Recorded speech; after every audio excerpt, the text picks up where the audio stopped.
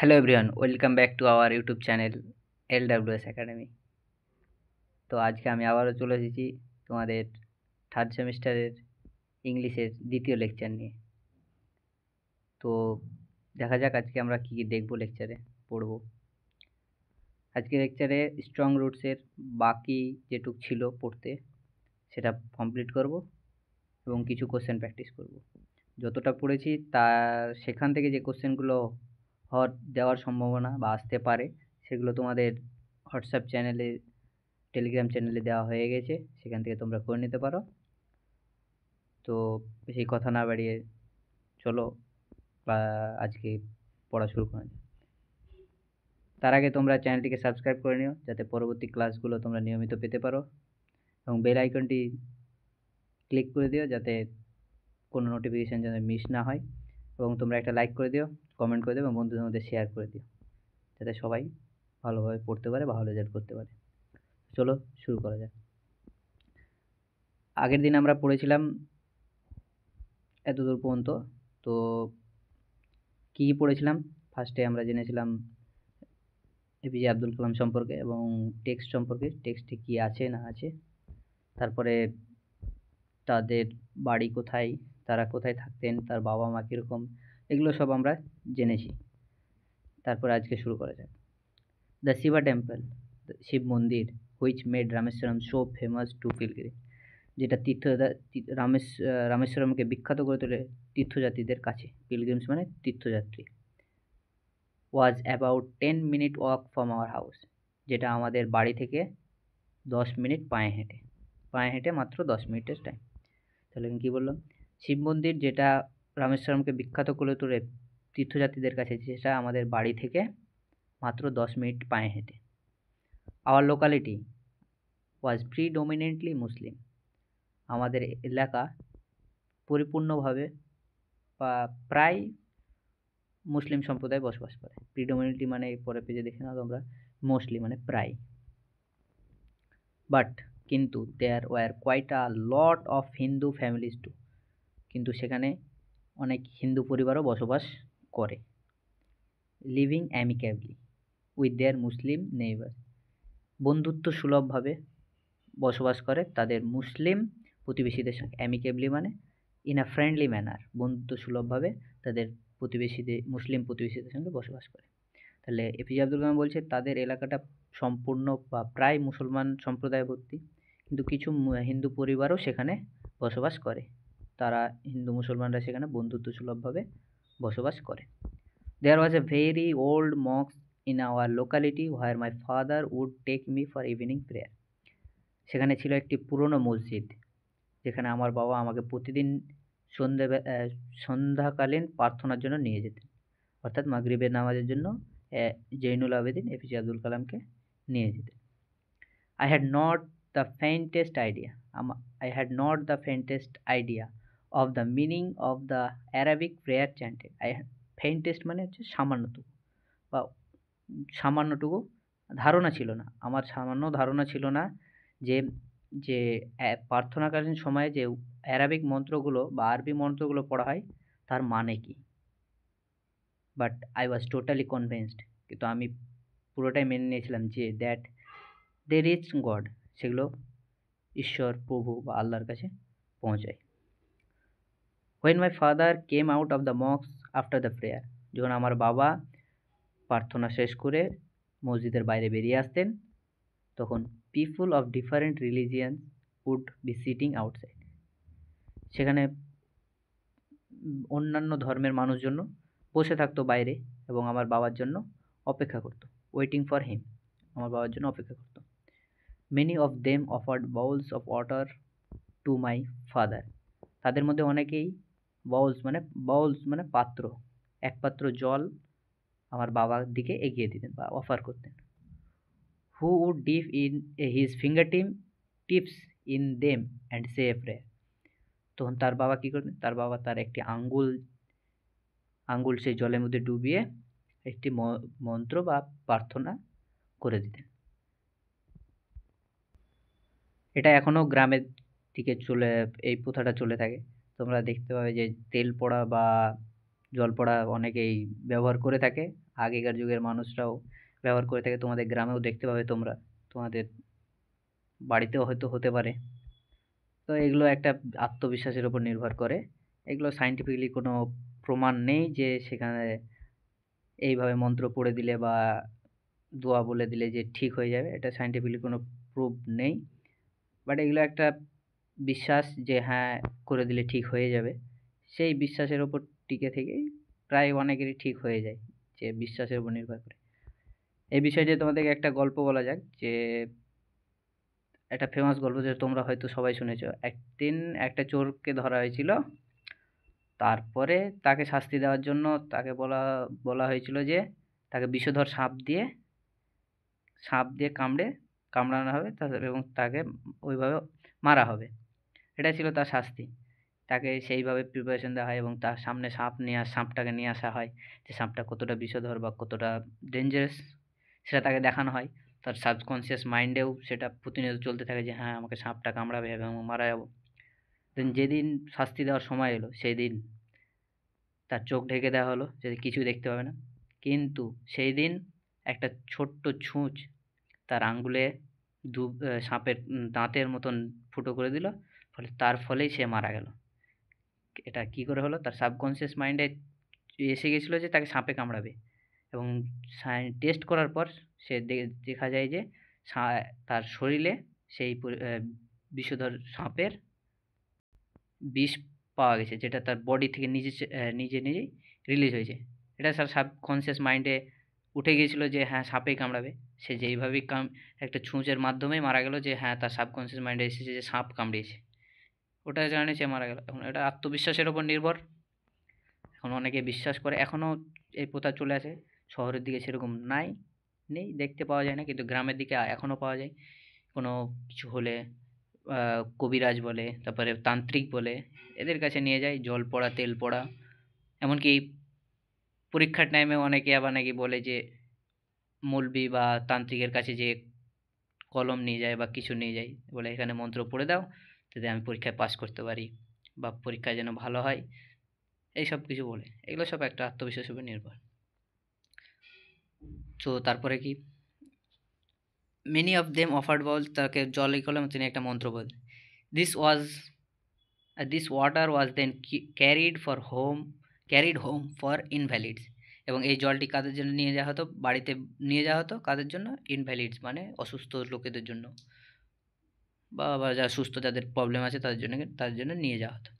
I also remember people visiting our home to offer thanks after being cured. আমার এটাও মনে আছে যে মানুষজন আমাদের বাড়িতে আসতো সে রোগ থেকে মুক্তি পাওয়ার পর থ্যাংক ইউ জানাতে বা ধন্যবাদ জানাতে। ফাদার অলওয়েজ স্মাইল, আমার বাবা অলওয়েজ সবসময় হাসতেন এবং বলতেন asked them to thank Allah, they are merciful. এবং আমার বাবা সবসময় অলওয়েজ হেসে বলতেন যে যে আল্লাহকে থ্যাংক ইউ বলো, বা প্রভু বা ঈশ্বরকে থ্যাংক ইউ বলো। ঈশ্বর বা আল্লাহ বা প্রভু দয়াশীল। কিন্তু আমাদের এখনকার সময়ে যা দেখি, যে কোনো তান্ত্রিক যদি কোনো দোয়া মন্ত্র পড়ে দিল বা করে দিল, কোনো মৌলবি যদি দোয়া পড়ে দেয় ঠিক হয়, তো তাদের একটা আবদার থাকে যে আমাকে এত টাকা দিতে হবে বা এরকম কিছু একটা তাদের আবদার থাকে। কিন্তু এপিজে আব্দুল কালামের বাবা কি বলেছিলেন? যে উপরওয়ালাকে, ঈশ্বর বা আল্লাহকে থ্যাংক ইউ বলো, ধন্যবাদ জানাও, কারণ তিনি দয়াশীল বা ক্ষমাশীল। তো এটুকু আমরা জানলাম। এই প্যারাটুক থেকে আমরা কি জানলাম? যে তাদের বাড়ি, ওখানে 10 মিনিট পায়ে হেঁটে, বাড়ি থেকে 10 মিনিট পায়ে হেঁটে একটি শিব মন্দির আছে, যেটা হচ্ছে পিলগ্রিমসদের কাছে বিখ্যাত করে তোলে রামেশ্বরমকে। তাদের এলাকাটা পরিপূর্ণ মুসলিমে ভর্তি, কিছু হিন্দু ফ্যামিলি বসবাস করে, তারা বন্ধুত্বভাবে বসবাস করে, কোনো ঝামেলা ঝঞ্ঝাট না করে। তার তার বাবা তাকে সন্ধ্যাকালীন বা মাগরিবের নামাজের জন্য তাকে নিয়ে যেত, এবং বিভিন্ন ধর্মের মানুষজন তার বাবার কাছে জল পড়া করে নিতেন বা করে নিতেন, এবং সেটা তাদের বাড়িতে অসুস্থ লোকেদের জন্য নিয়ে যেতেন, এবং তারা পরে এসে তাকে ধন্যবাদ জানাতেন। পরের প্যারা দেখা যাক। The high priest of Rameswaram temple. Rameswaram টেম্পলের প্রধান যে পুরোহিত, Pakshi Lakshmanan Shastri was a very close friend of my father. যে রামেশ্বরম মন্দিরের যে পুরোহিত ছিলেন, প্রধান পুরোহিত পক্ষী লক্ষ্মণ শাস্ত্রী, যে এপিজে আব্দুল কালামের বাবার খুব কাছের বন্ধু ছিলেন। One of the most vivid memories of my early childhood is of the two men, each in traditional attire. আমার শৈশবকালের গুরুত্বপূর্ণ বা মেমোরির মধ্যে একটি মুহূর্ত হলো যে তিনি, তার বাবা এবং সেই পক্ষী লক্ষ্মণ শাস্ত্রী তাদের নিজস্ব ধর্মের পোশাক পরে তাদের নিজের ধর্ম সম্পর্কে আলোচনা করতেন। এটা কি দেখা যায় মুসলমানদের পাঞ্জাবি, পায়জামা, টুপি, আর হিন্দুদের কি দেখা যায় ধুতি, তারপরে কুর্তা, এগুলো সব পরে নিজস্ব করে তারা নিজের ধর্ম সম্পর্কে ডিসকাসিং স্পিরিচুয়াল ম্যাটার, নিজস্ব ধর্মের সম্পর্কে আলোচনা করতেন। এটা এপিজে আব্দুল কালামের খুব একটা স্মৃতি, ভালো স্মৃতি, যেটা তিনি মনে রেখেছিলেন। When I was old enough to ask question, যখন আমি প্রশ্ন করার মতন বয়স হয়ে গেল আমার, মানে বড় হয়ে গেলাম প্রশ্ন করার মতন, I asked my father about the relevance of prayer. আমি আমার বাবাকে জিজ্ঞেস করেছিলাম প্রার্থনার প্রাসঙ্গিকতা কি। রিলেভেন্স মানে প্রাসঙ্গিকতা বা মানে গুরুত্ব কি। My father told me there was nothing mysterious about prayer. আমার বাবা আমাকে বলেছিলেন সেখানে কোনো গোপনীয় বা কাল্পনিক কিছু নেই। মিস্টেরিয়াস মানে অদ্ভুত বা অলৌকিক বলতে পারে। অ্যাবাউট দ্য প্রেয়ার, সেখানে অদ্ভুত বা অলৌকিক কিছু প্রার্থনা সম্পর্কে কিছু নেই। রেদার বরং prayer made possible a communion of the spirit between people, বরং প্রার্থনা একটি সংযোগস্থল গড়ে তুলে মানুষ এবং আত্মার মধ্যে। কী বলো, এপিজে আব্দুল কালাম যখন যথেষ্ট বয়স হলো প্রশ্ন করার, তিনি তার বাবাকে জিজ্ঞেস করেছিলেন প্রার্থনার প্রাসঙ্গিকতা কী। তার বাবা বলেছিল প্রার্থনা কোনো অলৌকিক বা অদ্ভুত কিছু নেই প্রার্থনার মধ্যে। প্রার্থনা মানুষের আত্মা এবং মানুষের মধ্যে সংযোগ স্থাপন করে। When you pray, যখন তুমি প্রার্থনা করো, সে বলল, you transcend your body and become a part of cosmos. তার বাবা বলছে যখন তুমি প্রার্থনা করো তুমি তোমার বডি ছেড়ে বা তোমার শরীর থেকে ছেড়িয়ে তুমি বস্য ব্রহ্মাণ্ডের একটি অংশ হয়ে যাবে। হুইচ নোজ নো ডিভিশন, যেটা পরিচিত, নো ডিভিশন অফ ওয়েলথ, যেটা এজ, কাস্ট আর ক্রিড, যেটার কোনো ভাগ নেই, যেখানে কোনো ভাগ নেই, কে বড়লোক, কে ছোট, কে গরিব, কে বয়সে বড়, কে ছোট, কে হিন্দু মুসলমান, কোনো জাতি ধর্ম নির্বিশেষে সেখানে কোনো ভাগ নেই। My father could convey complex spiritual concept in very simple, down to earth Tamil. আমার বাবা পারতেন, আমার বাবা কুড কনভে, বোঝাতে পারতেন, কমপ্লেক্স স্পিরিচুয়াল মানে জটিল থেকে জটিলতর ধার্মিক তত্ত্বগুলোকে ইন এ ভেরি সহজ, ডাউন টু আর্থ, সহজ সরল তামিল ভাষায়। হি অনস টোল্ড মি, সে একদিন আমাকে বলেছিলেন, ইন হিজ ওন টাইম, তারই সময়, ইন হিজ ওন প্লেস, তারই জায়গায়। এই প্যারাটুক তোমরা একটু ভালো করে শুনবে, কারণ এখানে অনেক স্পিরিচুয়াল ম্যাটার আছে এবং অনেক বোঝার ব্যাপার আছে।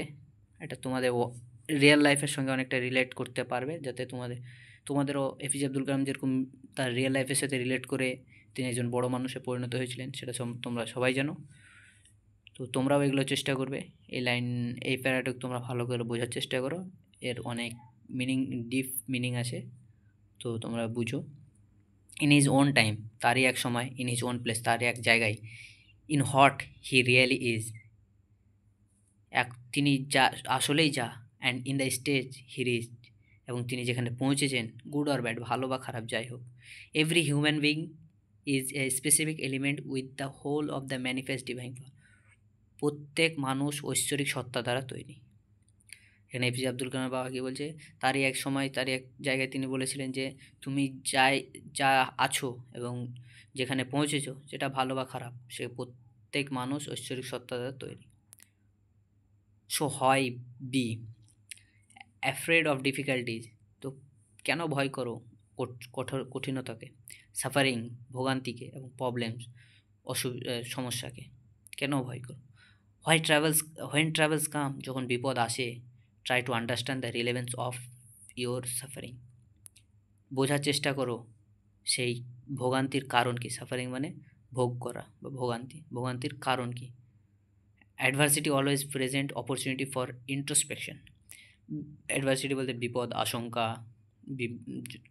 সমস্যা, অলওয়েজ প্রেজেন্ট অপরচুনিটি, সবসময় তোমার একটি সুযোগ দেয় তোমার ইন্ট্রোস্পেকশন মানে অন্তর্দর্শনের, যে তুমি আসলে কী বা তুমি কে, এটাই বলি।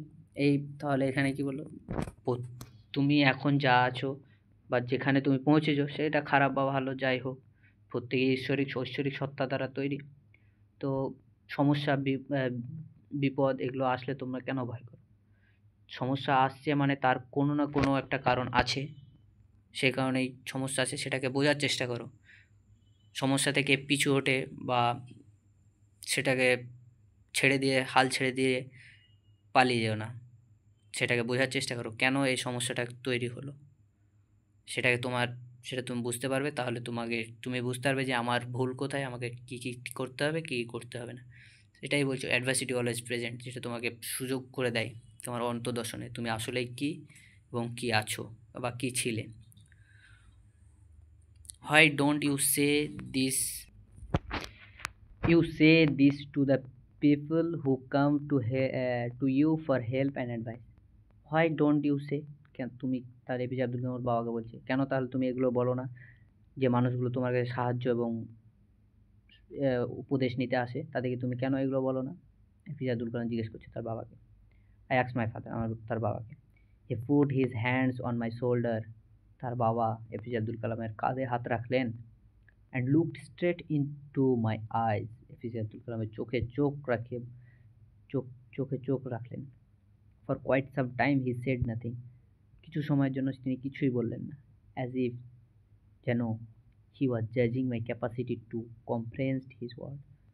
Comprehend মানে ক্ষমতা, comprehend মানে বোঝার ক্ষমতা। As if, যেন তিনি আমাকে জাজ করছিলেন বা বিবেচনা করছেন যে আমি তার কথাগুলোকে ঠিক বুঝতে পারবো, কারণ তিনি অনেক স্পিরিচুয়াল তত্ত্ব বলেন, আর এপিজে আব্দুল কালামের সেরকম বয়সও হয়নি যে বোঝার মতো এরকম। দেন হি অ্যান্সার্ড ইন লো, তখন তিনি উত্তর দিলেন খুব কম, পাতলা, মানে কি বলবো তোমাদের। দেন হি অ্যান্সার্ড ইন লো, আস্তে উত্তর দিলেন, ডিপ ভয়েস, গভীরভাবে, গভীরভাবে উত্তর দিলেন। His answer filled me with a strange energy and enthusiasm. তাহলে এখানে কি বলছে, অদ্ভুত এক শক্তিতে তার বাবার উত্তর এপিজে আব্দুল কালামকে এক অদ্ভুত শক্তি দিল এবং অদ্ভুত শক্তি এবং আত্মবিশ্বাস জন্মানো। Whenever human beings find themselves alone, যখন মানুষ নিজেকে একাকী বোধ করে, অ্যাজ এ ন্যাচারাল রিয়াকশন, প্রাকৃতিক কোনো কারণে যদি মানুষ কোনো একাকী বোধ করে, they start looking for company, তারা তার সঙ্গী খুঁজতে লাগে, যে কোথায় গেলে বা কার সাথে কথা বললে আমার একাকিত্ব কাটবে। কেউ গান করছে, কেউ করছে, তার কোম্পানি খুঁজে, যে হ্যাঁ কার সাথে টাইম পাস করবো বা কার সাথে গল্প করবো, যে ফ্রি হবে, মন ফ্রি, একাকিত্বটা কাটানোর জন্য তারা সঙ্গী খুঁজে এক কথায়।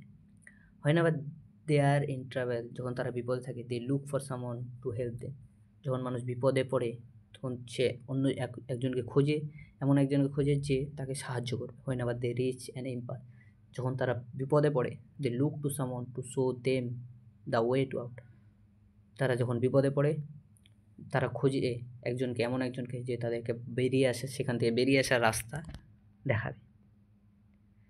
এটাই এপিজে আব্দুল কালামের বাবা বলছেন, যে মানুষ নিজে চেষ্টা করতে চায় না, তারা পারবে কিন্তু নিজে চেষ্টা করতে চায় না, অন্যের দ্বারা সব কিছু করতে চায়। এটাই মানুষের নেচার, এপিজে আব্দুল কালামের বাবা সেটাই বলছেন। whenever human beings find themselves alone, যখন একাকিত্ব বোধ করে কোনো কারণে, they start looking for company, তারা কোনো সঙ্গী খোঁজার চেষ্টা করতে থাকে। তাহলে যাই হোক, Every recurrent aguine's longing and desire finds its own special helper. প্রত্যেক যন্ত্রণা আকাঙ্ক্ষা নিজস্ব বিশেষ সাহায্যকারীকে খোঁজে, যে হ্যাঁ কীভাবে সেখান থেকে তারা মুক্তি পাবে, কীভাবে সেখান থেকে বেরিয়ে আসবে। সবাই কোম্পানি খোঁজে যে কে তাদেরকে সাহায্য করবে। তারা এটা ভাবে না যে আমি নিজেকে কীভাবে সাহায্য করব, এটা ভাবে যে কে তাদের সাহায্য করবে। Dependent on other person, self dependent না। তো তোমাদেরকে সেলফ ডিপেন্ডেন্ট হতে হবে, জানতে হবে কোনো সমস্যা আসছে মানে কেন আসছে, আর প্রাসঙ্গিকতা কী, কীভাবে এখান থেকে বেরোবো, এগুলো তোমাকে জানতে হবে। তাহলেই তুমি জীবনে সফল হতে পারবে। কারণ অন্যের স্বাদ ধরলে বা ও কী করছে বা ও আমাকে সাহায্য করবে, এটা ভাবা ভুল। কোনো মানুষ অন্য মানুষকে সাহায্য করবে না। তোমাকে নিজের পথ নিজেকেই দেখে নিতে হবে। কেমন? ঠিক আছে।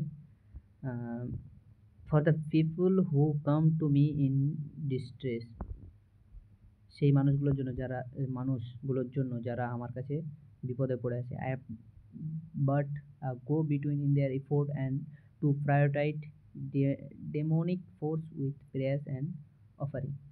আমি কিছুই না, যে মানুষগুলো বিপদ হয়েছে আমি তাদের কাছে কিছুই না, আমি শুধু একটা মাধ্যম হিসেবে কাজ করি, মিডিয়াম হিসেবে কাজ করি তাদের নেগেটিভ এনার্জিকে নষ্ট করার জন্য। কোনো মন্ত্রের মাধ্যমে হোক বা যেভাবেই হোক, মন্ত্রের মাধ্যমে আমি তাদের যে অসুবিধাগুলো আছে সেগুলো আমি দূর করতে পারি। মিডিয়াম বলতে এখানে একটাই মাত্র মাধ্যম হিসেবে কাজ করে। যেমন তুমি ধরো কলকাতায় বসে আছো, তুমি কথা বলছো দিল্লিতে তোমার একটা কোনো ফ্রেন্ডের সাথে, তাহলে এখানে কথাটা হচ্ছে কীভাবে, তুমি ভাবছো যে আমি বলছি ওকে ওখান থেকে ডাইরেক্ট চলে আসছে, কিন্তু এখানে মিডিয়ান হিসেবে একটা কাজ করছে, যে নেটওয়ার্ক টাওয়ার হিসেবে, ওটা কী হিসেবে, মিডিয়ান হিসেবে। সেইভাবেই তুমি কথাটা বলতে পারতে, তুমিও বলতে পারতে, তুমিও তোমার ঈশ্বর বা প্রভু বা আল্লাহর কাছে চাইতে পারতে, কিন্তু না, এখন এটা হচ্ছে কী বলবো, ট্রেডিশন, একটা নিয়ম প্রচলন হয়ে উঠেছে যে হ্যাঁ মৌলবীকে দিয়ে বা তান্ত্রিককে দিয়ে বলালে ভালো হবে, কিন্তু সেটা না। এপিজে আব্দুল কালামের বাবাও সেটা বলেছিলেন, this is not a current approach at all, এটা সঠিক পথ না কোনো মতেই, and should never be followed, এটা কখনোই অনুকরণ করা উচিত না। One must understand the difference between a fear ridden vision of destiny and the vision that enables us to seek the enemy of fulfilment within other self. এখানে কি বলছে, একজনকে নিশ্চয়ই বোঝা উচিত যে তাদের তীব্র ভয়ের দৃষ্টিভঙ্গি এবং আসল দৃষ্টিভঙ্গি পার্থক্য বুঝতে হবে, যেটাই তাদেরকে হচ্ছে তাদের ফুলফিলমেন্টের শত্রুকে। আমাদের একটা সবথেকে বড় শত্রু হচ্ছে ফুলফিলমেন্ট, মানে পরিপূর্ণতা। আমাদের যা আছে তার থেকে আমরা বেশি চাই। হ্যাঁ, আরেকটা গল্প বলি। একটা লোকের কিছু নেই, সাইকেল নেই, সে হেঁটে হেঁটে যায় স্কুল। সে একজনকে দেখছে সে সাইকেলে যাচ্ছে স্কুল, একটা ছেলে, ধরো সে হেঁটে হেঁটে স্কুল যাচ্ছে, বা ধরো তোমার কথাই বলছি, তুমি হেঁটে হেঁটে স্কুল যাচ্ছ, তোমার বন্ধু যাচ্ছে সাইকেলে যাচ্ছে। তুমি ভাববে যদি আমার কাছে একটা সাইকেল থাকতো তা আমিও যেতাম। যেটা আছে সেটার থেকে বেশি চাওয়া। ও ভাবছে আমার কাছেও যদি সাইকেল থাকতো। ধরো তোমার বন্ধু সাইকেলে যাচ্ছে, আর একজন ধরো বাইকে যাচ্ছে, তোমার বন্ধু ভাববে যে আমার কাছে যদি বাইক থাকতো। একজন কারে যাচ্ছে, তো যার কাছে কার নেই ও ভাববে যে যদি আমার কাছে কার থাকতো। এগুলো ফুলফিলমেন্ট। আমাদের কাছে যেটা নাই, আমরা সব কিছু চাই, এক কথায় পুরোপুরি পরিপূর্ণভাবে থাকতে চাই, কিন্তু যেটা আসলেই সম্ভব না।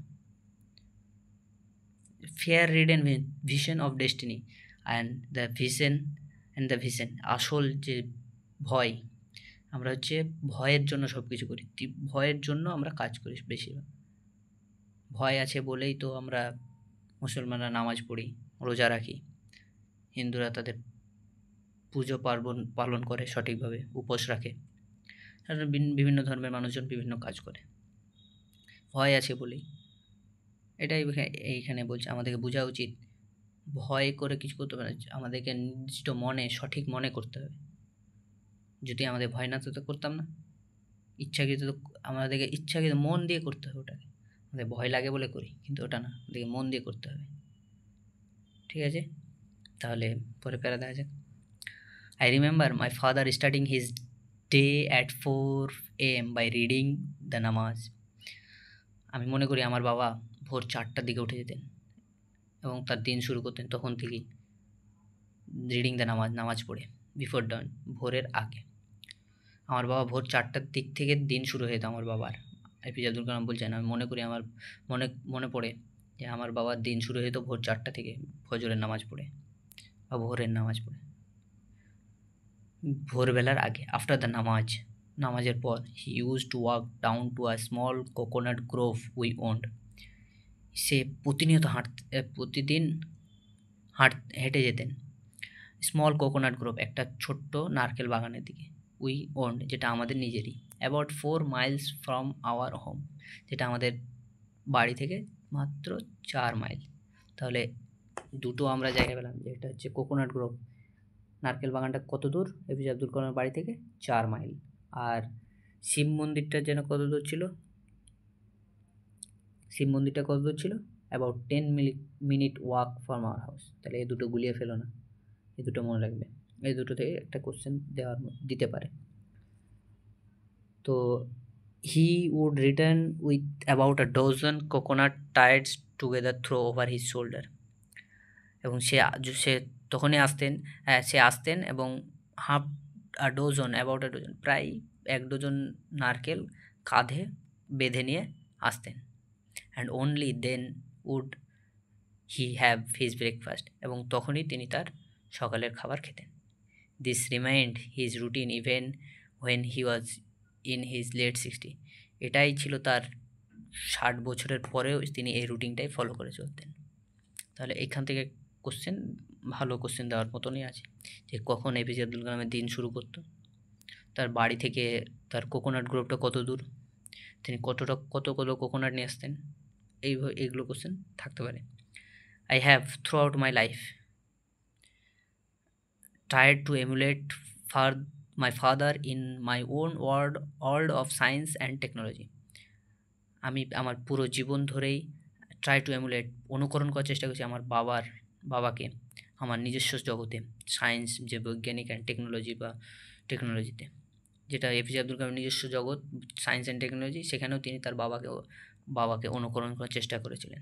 I have endeavored to understand the fundamental revealed to me by my father.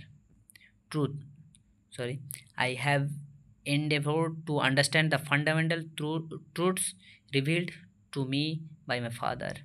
আমি বোঝার চেষ্টা করেছিলাম যে মূল সত্যটা যেটা রিভিল করেছিল বা প্রকাশ করেছিল আমার বাবা আমার কাছে।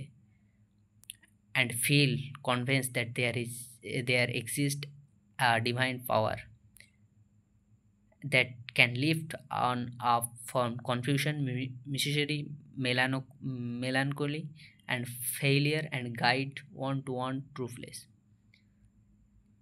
এপিজে আব্দুল কালামের বাবা তার সামনে যে সত্যগুলো তুলে ধরেছিলেন এবং এপিজে আব্দুল কালাম সত্যিই সেগুলো কনভিন্সড হয়েছিলেন বা মেনে নিয়েছিলেন যে সত্যি কোনো ডিভাইন পাওয়ার বা ঐশ্বরিক শক্তি আছে, যেটা আমাদেরকে কনফিউশন, অসুবিধা, বিপদ বা ফেলিয়ার থেকে গাইড করে এবং আমাদেরকে একটি ভালো জায়গায় নিয়ে যায়। And once an invalid severs his emotional and physical bond, he is on the road to freedom, happiness and peace of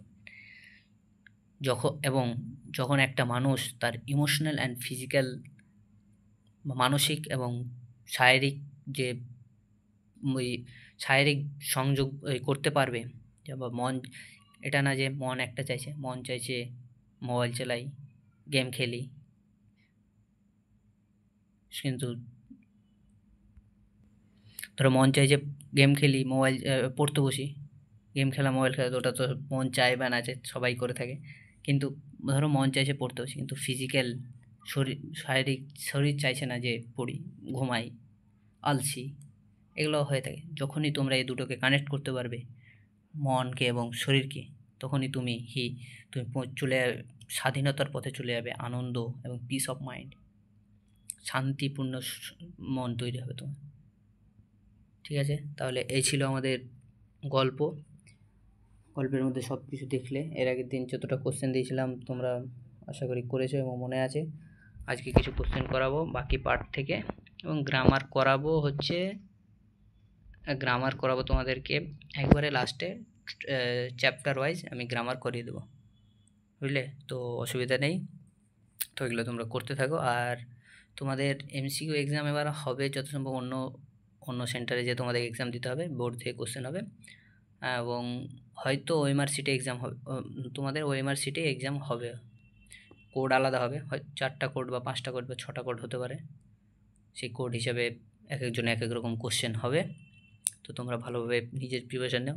আগে এরকম ছিল যে হ্যাঁ সবারই একই এমসিকিউ আসবে, হল ম্যানেজ করে নেব, কিন্তু এবার না, সেরকম হবে না। এবার সবাই ইন ফিউচার যাতে কম্পিটিটিভ এক্সামগুলো ভালোভাবে দিতে পাই, কারণ কম্পিটিটিভ এক্সামগুলো প্রায় এমসিকিউ বেসডই হয়। এই জন্য এটা একটা ভালো পদক্ষেপ বলতে পারো এডুকেশন মিনিস্ট্রি দ্বারা, যে হ্যাঁ তোমাদেরকে সেই ভবিষ্যতের জন্য প্রিপেয়ার করে রাখছি এখন থেকেই। তো সেগুলো তোমরা করতে থাকবে। আশা করি তোমরা পড়াশোনা চালিয়ে যাচ্ছ ভালোভাবে, তোমাদের সিলেবাস নিয়ে কোনো টেনশন করার দরকার নেই। আমি সব টাইম মতো শেষ করে দেবো, যা করাচ্ছি তোমরা করে যাও।